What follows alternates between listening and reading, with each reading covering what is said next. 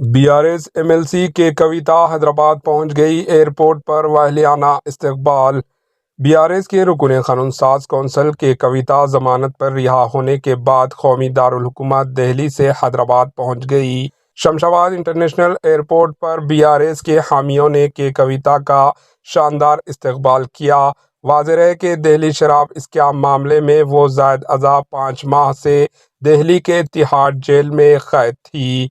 कल supreme court की जानिब से इनकी जमानत मंजूर की गई, जिसके बाद वो आज हैदराबाद वापस हुई। Bureau report, HN news.